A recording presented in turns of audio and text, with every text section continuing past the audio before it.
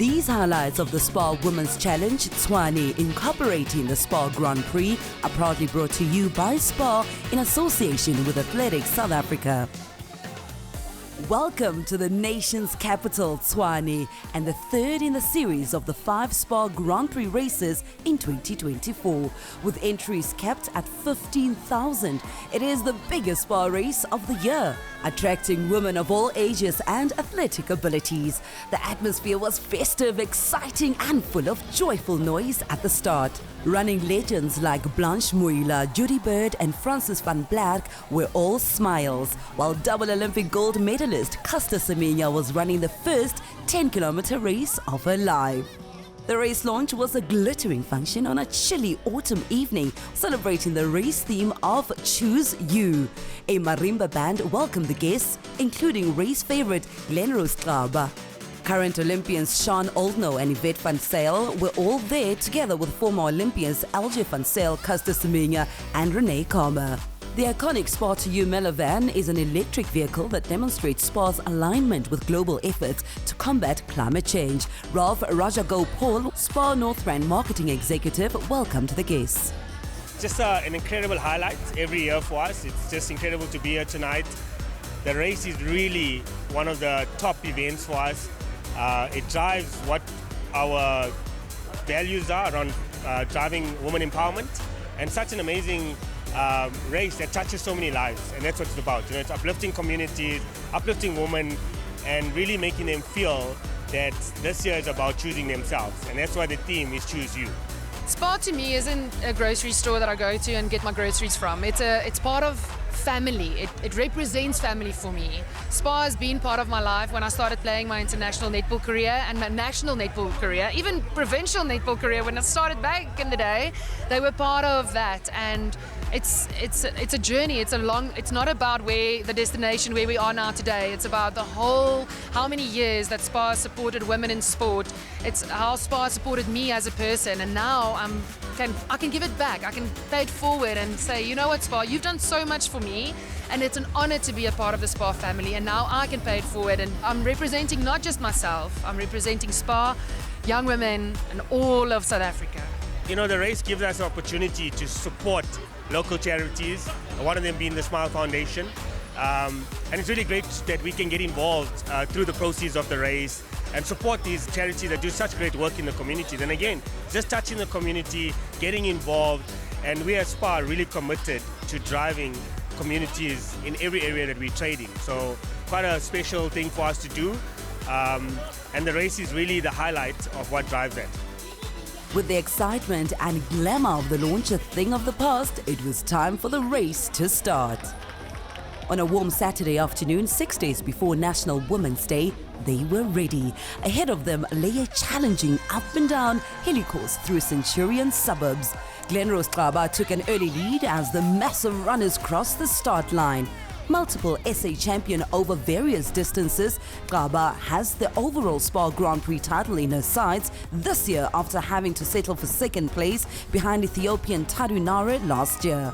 It took several minutes to clear the start line, by which time the race up front had settled with a large group collected around Tlaba. SPAR Grand Prix champion Tadu Nare in the green of Nedbank was in there, as were Nedbank's Faith Mutambi and Tlaba's boxer teammates Patricile Sosibo and the evergreen Palula twins Lebu and Lebogang, now running in the over 40 category. The race returned to the pre-COVID venue of Supersport Park in Centurion, capable of managing such an enormous number of participants. Back at the start, the women noisily celebrated the occasion with no thought of fast times or prize money, a purely fun event. The leaders were approaching the first kilometer mark with everyone happy to stay in the group. Tlaba and Nare, as expected, were in the front with at least 20 more runners in touch. It was early days in the race as they approached the bridge over the N1 highway. The leaders were holding back on the pace as they prepared for the hilly sections in the second half. One of the runners in this group near the back of the pack was Caster Semenya, running in the colors of the Maasai Club together with a young clubmate Karabo More.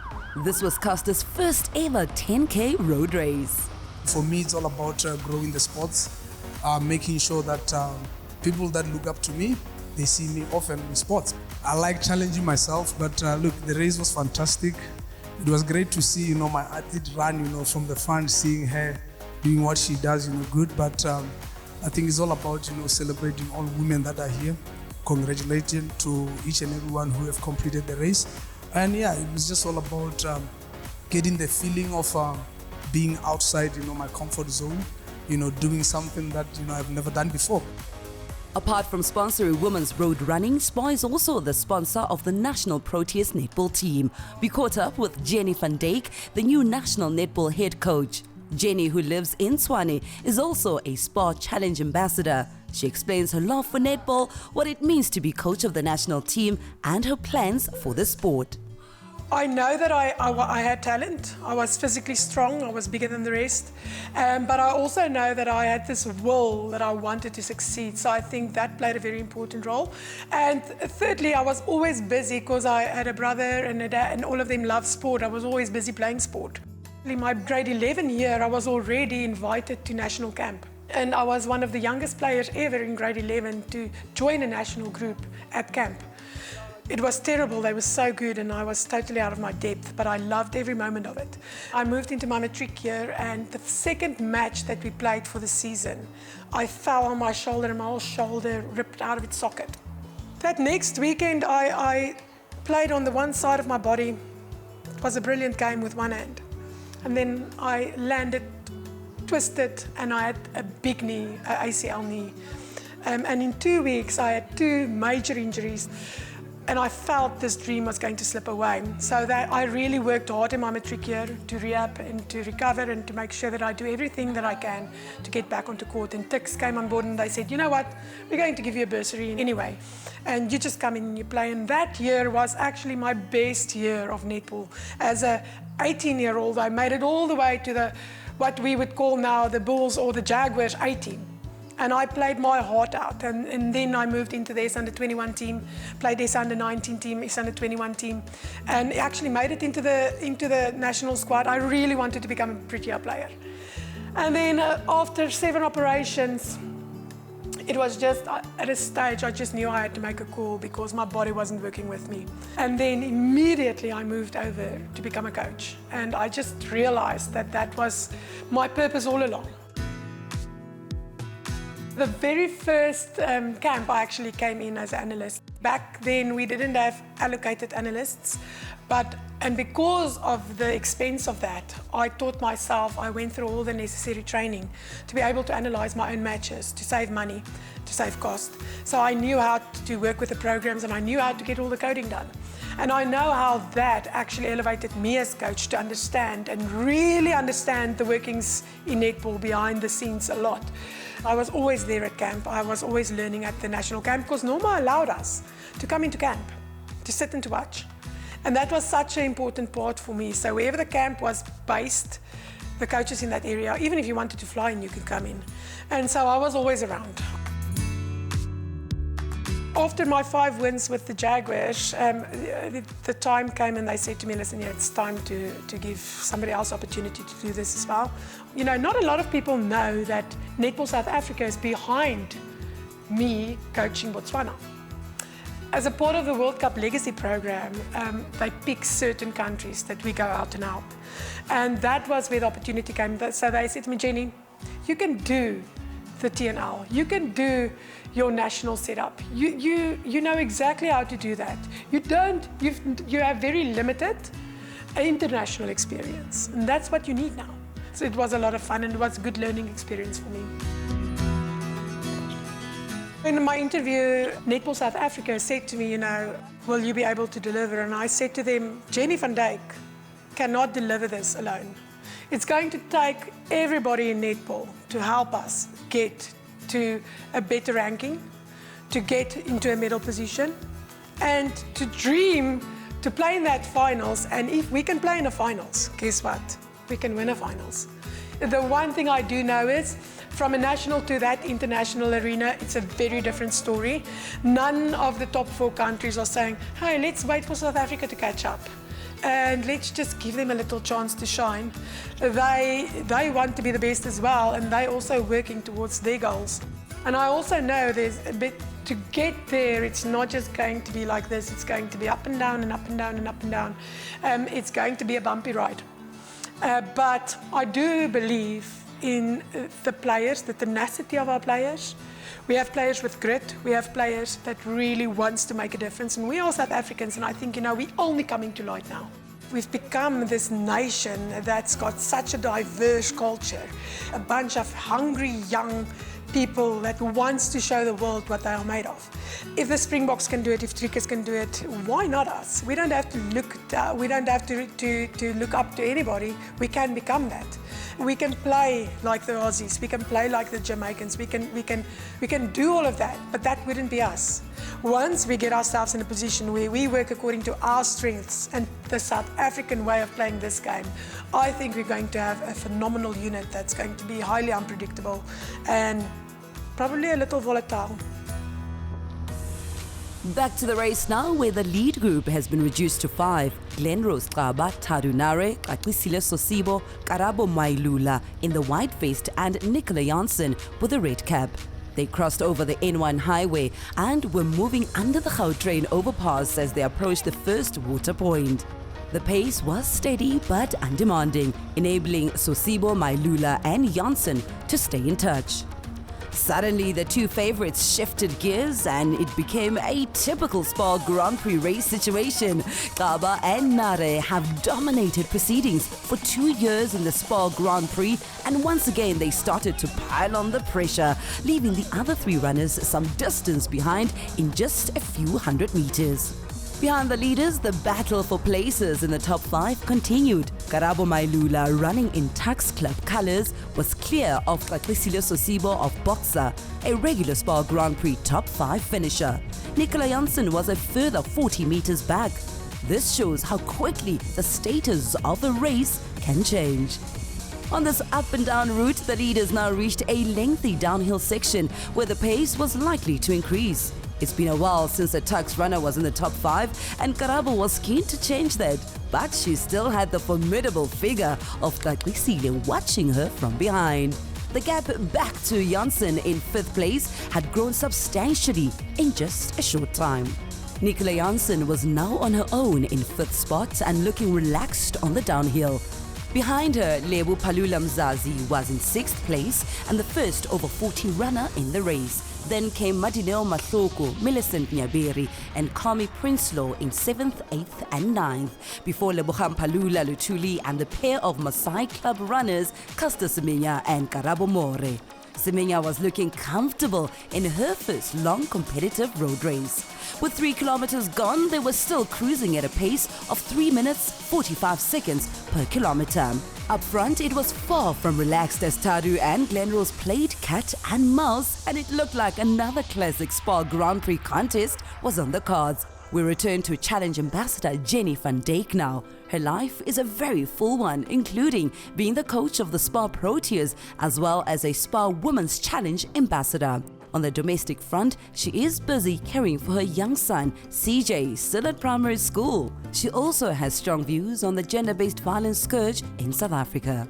To me, with this little one, it's important to teach him to be confident, but not to become vain, and not to become selfish in his approach. I think with youngsters you get a lot of honesty, and to teach them to be kind to people. When it comes to gender-based violence, I'm just happy to know that we have a great sponsor like SPAR that drives this cause so much and that can give you the help that you need. I think not a lot of people are speaking up about it, and I think, you need to understand that there is help out there for you and you don't have to keep quiet about it. Being an ambassador for the SPAR Women's Challenge is something that I absolutely love to do. Over the past few years, we've had our SPAR National Championships in the weeks leading up to the challenge, and I couldn't even walk. And this year is the first time that I'm actually going to walk in the challenge. And to me, just giving a little bit back to SPAR for what they have been doing for me and for my teams and for netball in South Africa. It's just such an honor and privilege, and I love walking, so I love that this is something I can go and do. I can go and walk, enjoy being around other people, and just enjoy a day of not playing netball. Back in the Tshwane SPAR Grand Prix race, the leaders were approaching halfway and there were massive gaps between the runners, unusual so relatively early in the race. With Tadu Nare, Glenrose Xaba, Kakisile Sosibo, Karabo Mailula and Nicola Janssen out of sight, things were developing further back where Lebo Mzazi Palula was moving steadily through the top 10 and challenging Millicent Nyaberi of the Nedbank Club. Nyaberi was no match for the veteran runner whose long strides took her past Nyaberi. Lebo and her sister Lebogang have both had stellar careers spanning 25 years from when they were just two promising juniors. Ahead of them, Sosibo was on the heels of Mailula in the battle for fourth place. At this stage, race leaders Nare and Kaba were out of sight, but they were still together as they closed in on the 6-kilometer banner. This part of the route looked gentle, but they had to climb steadily all the way from halfway to the top of the hill at 7.5 kilometers. In previous races, Taru normally stayed with the rest until about 7 or 8 kilometers when her strong surge blew everyone away. Would this be the same today? Things started to unravel for the Ethiopian defending Grand Prix champion at the next water point, where Glenrose took the chance to put in a surge as the officials and spectators urged her on. It was a subtle change at first, but as the race progressed, the boxer runner's dominance began to look permanent. For everyone involved in the Grand Prix, this looked like a stunning reversal of fortune. This was precisely the opposite compared with many previous SPAR races where Tadu surged away at exactly this point. What was happening, everyone wondered. Could she come back? Was this just a temporary bad patch? Time would tell. Glenrose was looking superb, her stride strong and quick, her arms pumping. All she knew was that Tadu wasn't there anymore and she had to press home her advantage and build the biggest lead she could. But there was still 3 kilometers to go. Could she hold on? Suddenly, Tadu's race fell apart. Glenrose was gone and another SPAR Grand Prix win looked unlikely for Tadu. This was unusual for her and indicated that something medical was on the go. Tracking her progress was agonizing as she struggled to maintain a decent pace. Her face showed the strain of the situation, and she even glanced back to see if there was anyone closing in. The question now was, could she hold on and finish? Glenrose was in the lead, but what was going through her mind at that stage? I think that since we have those African athletes like Tarunar, the world-class athletes, they give us motivation so that we can work hard, so that we can see ourselves on the top like them, because they motivate us to do very well. If we don't have them, as we South African, I think we not going to run very fast. We're going to run just to win the race. But since they there for us, they push us to do times and push the boundaries that we can push them when we are alone with the South Africans. This was a different Glenrose entirely as she literally sprinted the last 2 kilometers down into the cauldron that was Supersport Park. It was hard to tell who was more ecstatic, Gaba or the home crowd that cheered her over the finish line. With Nara nowhere in sight, Glenrose's sheer power suggests that this would have been her day regardless of any medical issues from the Ethiopian. It was a spectacular victory underlined by her sub-33-minute winning time, superb at altitude.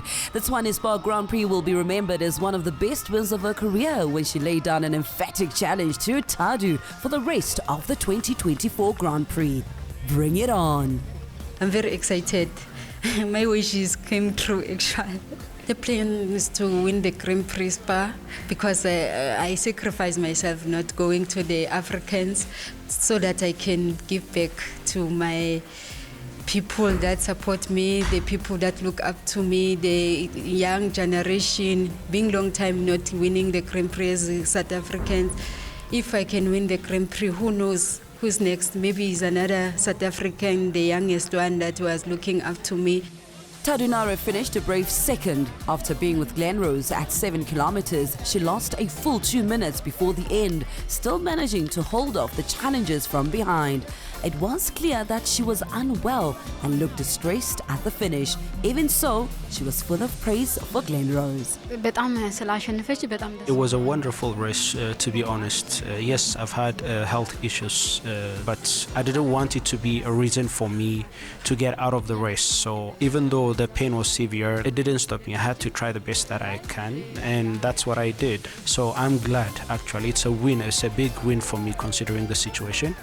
And on top of that, Glen has matured tremendously, and she has become a great athlete. And even though she says I keep pushing her, she's the one who keeps pushing me, and I'm happy for her, for the outcome. Kaklisile Sosibo ran another excellent race to finish third, 28 seconds behind Tadu. One of the best runs of the day came from Lebo Mzazi Palula, who was fourth and the first over 40 across the line.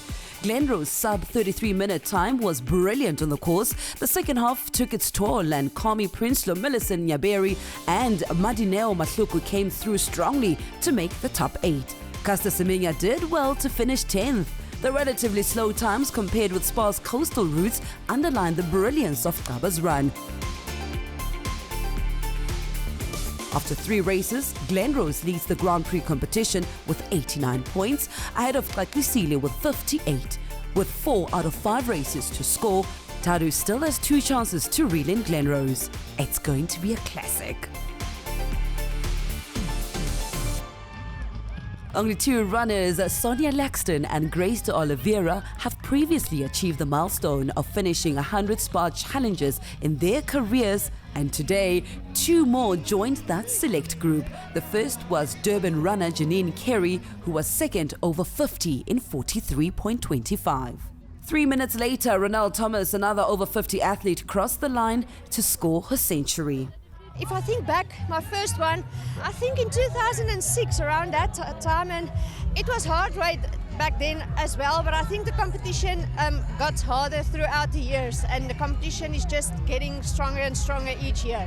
I think I was 15, 16 years old, and then I did the first SPAR, whenever that was. I think it was 33 years ago, and I did every one of them except for one. I can't remember which one it was. And then I became the first member of the Boxer Athletic Club when it was initiated, and I had the lovely opportunity of travelling to all the SPAR races across the country, which has brought me to my 100th. But yeah, I am proud of myself at the ripe old age of 52 to be still going and still managing a podium every now and then. It's a wonderful opportunity that we've been afforded.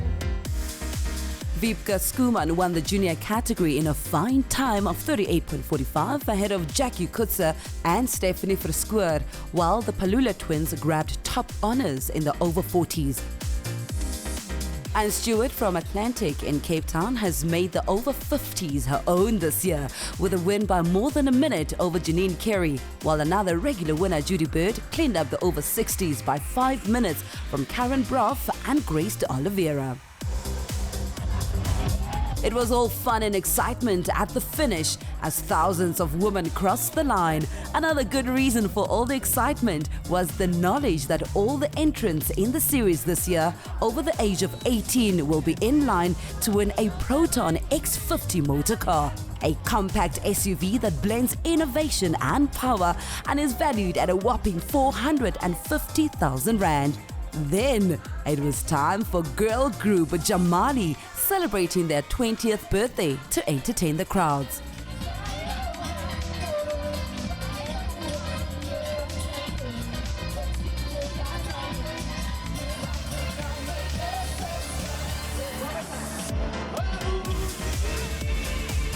Before the prize giving, Centurions Ronald Thomas and Janine Carey, both of the Boxer Club, received their awards from Budi Maubani, SPAR's National PR Communications and Sponsorship Manager. After that, a huge check was handed over to Siv Ngesi for his Menstruation Foundation, one of the official SPAR Women's Challenge Tshwane charities, which forms part of the SPAR North Rand's focus on improving sanitary health among young girls in developing communities. Finally, it was the moment everyone was waiting for.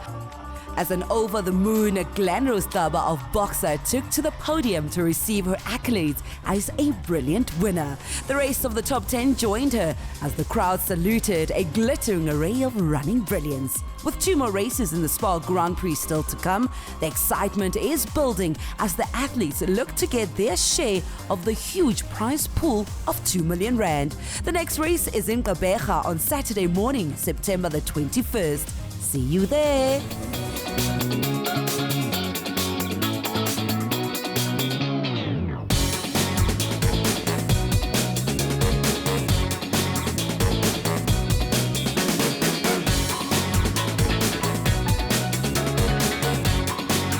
These highlights of the SPAR Women's Challenge Tshwane incorporating the SPAR Grand Prix were proudly brought to you by SPAR in association with Athletics South Africa.